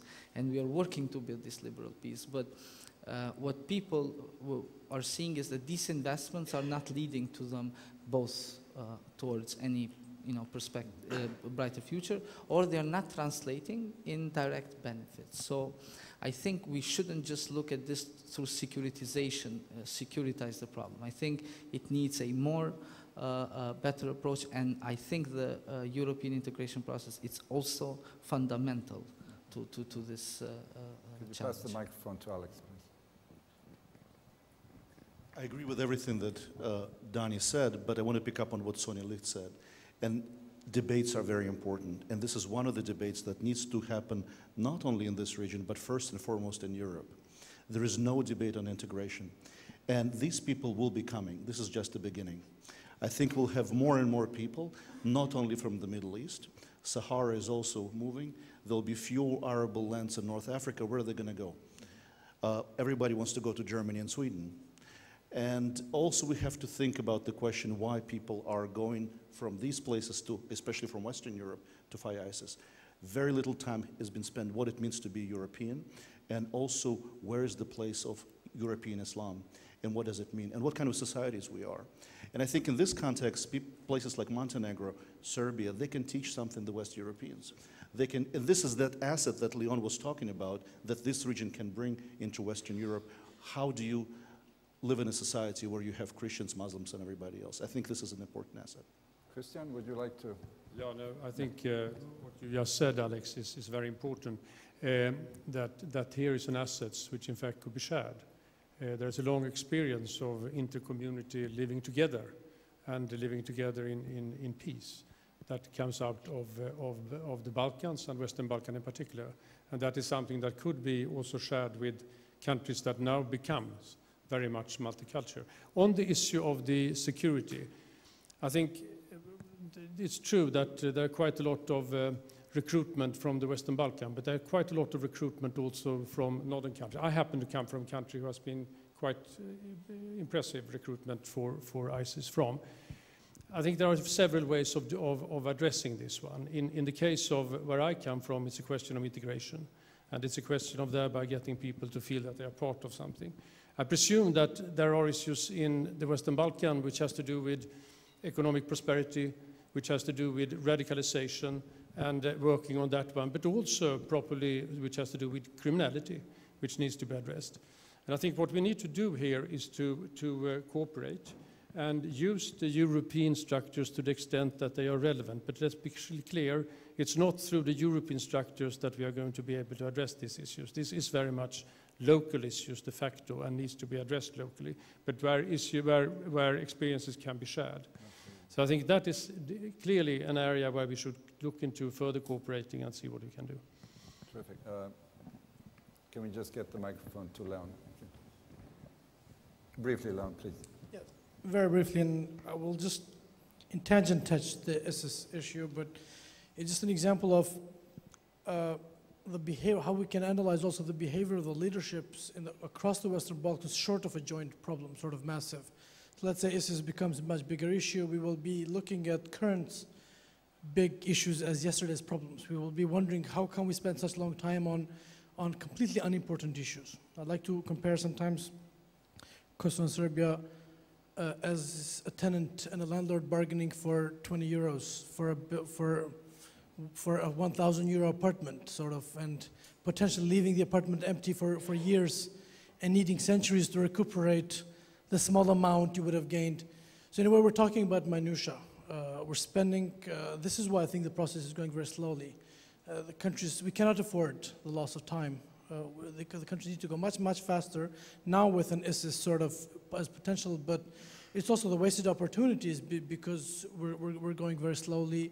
And in a way, we give the victory to politicians who are basically looking how to get elected in the next mandate and are looking for carrots for themselves and not really looking for the long-term futures of the countries. And in this regard, and Alex mentioned the carrots. One thing I think people don't realize, in a way, and Kosovo gets misunderstood in forums here and elsewhere, is, let's say for Serbia, many of my Serb friends tell me Kosovo is the umpteenth problem, somewhere not even in the top 10 issues. And so Serbia gets grade 1 carrots for grade 10 problem. In Kosovo, for Kosovo, the dialogue is actually much more important than people realize. It is about the functionality of the state. It is about the very existence, proper existence of it. So for a grade 1 problem, it gets grade 10 types of incentives. And these grievances accumulate. And I don't want to link this to ISIS, and I don't want that to be understood, because that's not what I mean. But overall, there are lots of multiple level of grievances that accumulate. I mean, in the past, we don't realize how much poverty this creates in the whole Balkans. What Serbia suffered from several days of blockade by Croatia, it was even partial. This is what we've had in the past 16 years. Thank you. Can you pass the microphone to Remzi and then Dan? Yeah, very briefly, on ISIL and people going from our part of the world, our region to Syria. There are people also from Albania going. And actually there is a paradox that in one hand Albania, being part of the coalition and being a NATO member, sent big planes with munition and Kalashnikovs to Kurds to fight ISIS. And on the other hand, there are people who are going to fight on the other side. And some of them are killed. And there is a debate now in the society, who are these people? And of course, we all talk poverty, we talk education, and we have to talk even more education. And we talk about the clerics and the mosque, which are quite, as in many countries, are quite under the secret services are keeping an eye on them. And there is not much happening there. And it seems they are recruited in the internet. And our countries are, I don't think that we have the capacities and really we are ready to face this phenomenon. They are recruited in echo chambers of the internet. And this is something new which I think we are not prepared to face. On refugees and migrants, just a word. Of course, it's complex, it's not easy, especially for small countries. There are cultural elements and we are in times of economical crisis, but there is also over-dramatizing. We were talking before with Sonia and Francois. In 91, 2 European countries, Greece and Italy, in 6 months received, each of them, 200,000 poor Albanian immigrants who went there for a job, for survival. None of them collapsed, and actually they absorbed, and these people were integrated, and they've been doing well. Greece has 800,000 in total, but they had a wave of 200,000 in 6 months. The same happened with Italy, and Greece is a small country. They did not collapse, and they succeeded. When I hear today that Poland cannot have 10,000 migrants, I think this is kind of joke, to tell the truth. Thank you for mentioning that. Remzi and I actually talked about that in a conference recently in Greece. In fact, Greece took in over all those years about close to 1 million. I mean, that's the informal estimate. The formal one is about 700,000 over a period of 10 years. So I think it's good to remind ourselves of that. Dan? Exactly that. I mean, I think the point is that we've started dramatizing and panicking at very low numbers, in fact. And I wonder why. I mean, we have a country, you know, I come from one, where at some point during the war, you had almost 500,000 people, either internally displaced or refugees. And then, you know, look at Bosnia, what happened with that, with people of Bosnia and so on and so forth. And now, you know, at 6,000 people, we already heard, oh, well, that's too many in one day. Can they please come tomorrow? And possibly through legal border posts, if at all. And I think this really tells us something about that. You know, the European Union is meant to be an anti-war project. It's meant to understand what is a war, because it has produced so many in the 20th century, and so dramatic, and it has been a victim of so many at the same time. And the whole idea of asylum in general is very closely linked with our values, with responsibility to protect and with liberal values of freedom and so on and so forth in front of dictatorships. And after all, we were involved in some of these events through supporting Arab Spring, which had dramatically failed and so on and so forth. And we were criticizing America for bombing. Now it seems we actually want America to bomb. And we were criticizing Putin, and we want him also to bomb, if possible. So I think the key, and then we realized that also without them two working together, America and Russia, there is little we can do, right? And we don't like that, but at the end of the day, you know, this is, I'm afraid that is the key. So, you know, we are somehow entering a kind of quite an interesting circle of events in a way. But I think we have never asked ourselves, you know, why is a space, should I say the European Union, not a community, but rather a space, why is a space of 550 million people so much afraid of even 5 million newcomers, whatever the grounds of them are? I mean, we wouldn't even notice them, I think.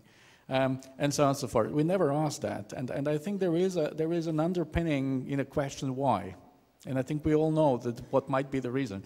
And I'm a little bit afraid that actually of this kind of prejudice and kind of, you know, difficulties re-emerging in Europe at the same time when we see the rise of extremism, political extremism, and so on and so forth, in nationalism together with closing borders and so on and so forth. So I'm a little bit at unease when it comes to that.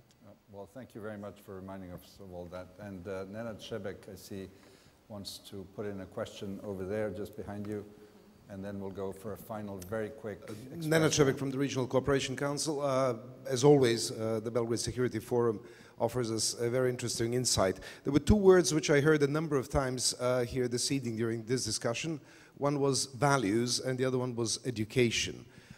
Since I've always believed that the European Union is primarily a system of values much more than anything else, and I've been seeing that this system of values is, on the one hand, a little bit shaken and stirred within the EU, but certainly not necessarily being transposed to our part of the world. So I'd like specifically to ask Mr. Danielsson, what is the EU doing in the field of entrenching the values that it was formed upon in an educational way to the Western Balkans?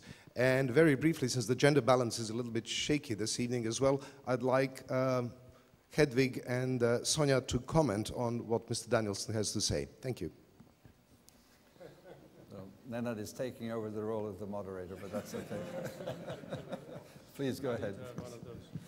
Thanks a lot. No, the values are fundamental for what we do, all we do. And in concrete terms, it comes through in what you're going to see in 10 days' time, I think it is, which is our flagship production of the year. We talked about gelling. I think that is when the message is being sent on where the countries concerned are in their progress in order to meet values. So that's where it comes in. And then we try to support it as much as we can. So we do it through various forms of projects, civil society, concrete projects when it comes to Romas, concrete projects when it comes to other minorities, and also in education. So it's all over. So I can't say that this is something which is one specific field. It comes through the whole process, and it's fundamental for the process. Okay, and I will follow Nenad's lead. Well, thank you, Nenad, for giving the opportunity to react at the end of this session. Well, I would like to hope that the progress report, which will be published this year, will be really different than the previous ones, and that it will communicate clearly the expectations, but first of all, where the region, the individual countries of the region stand when it comes to the most important aspects of development in the accession process, because exactly that should be an instrument for communicating the process and the basic values of this entire process to the citizens.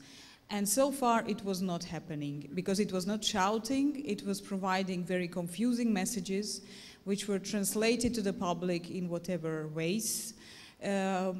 Each individual, the leader, political leaders, or whoever had an interest to find its own wording could translate the progress reports and the messages which were coming out of the progress reports for his or her own benefit. And that is why I would pretty much support those recommendations which were coming also partly from the civil society to change the methodology of these progress reports, to really communicate what should be communicated to the public and to educate the public in that way in the region. Okay, Sonia?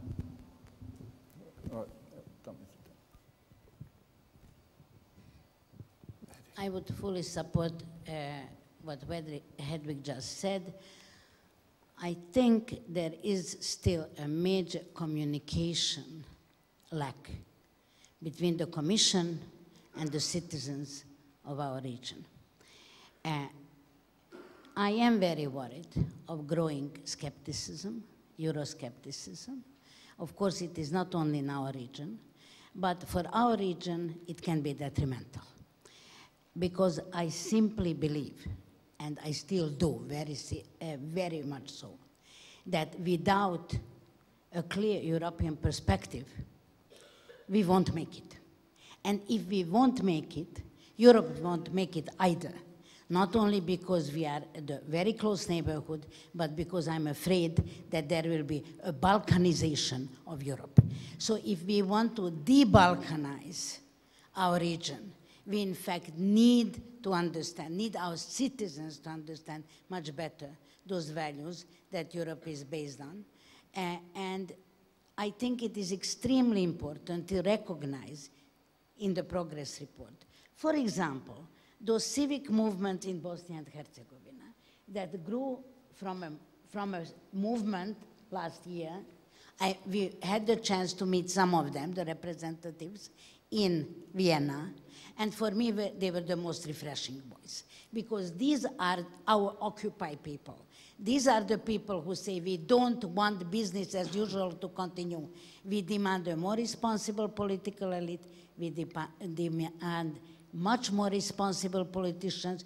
By the way, I think one of the necessary parts of the progress report, which I don't find enough in, is also addressing the need to strengthen much more the parliament, because there is another potential strength coming out from there. But of course, the executive is taking over all the successes, and the failures are falling on the back of the parliament. And again, I'm coming back to my major mantra.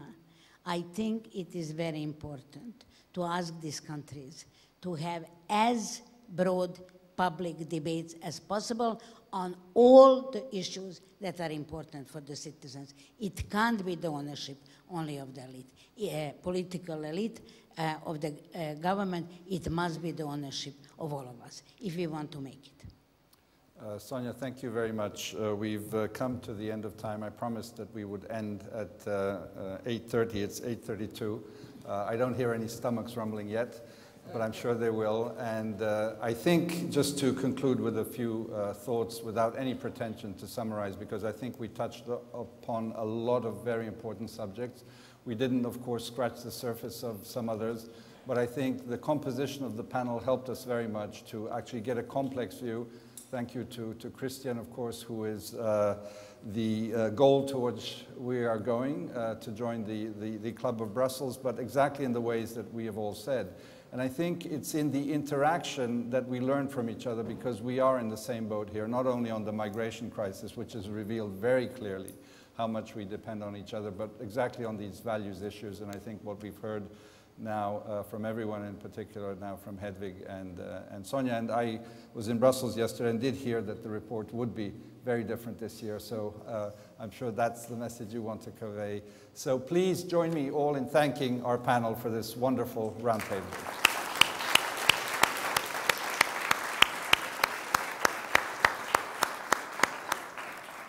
Thank you.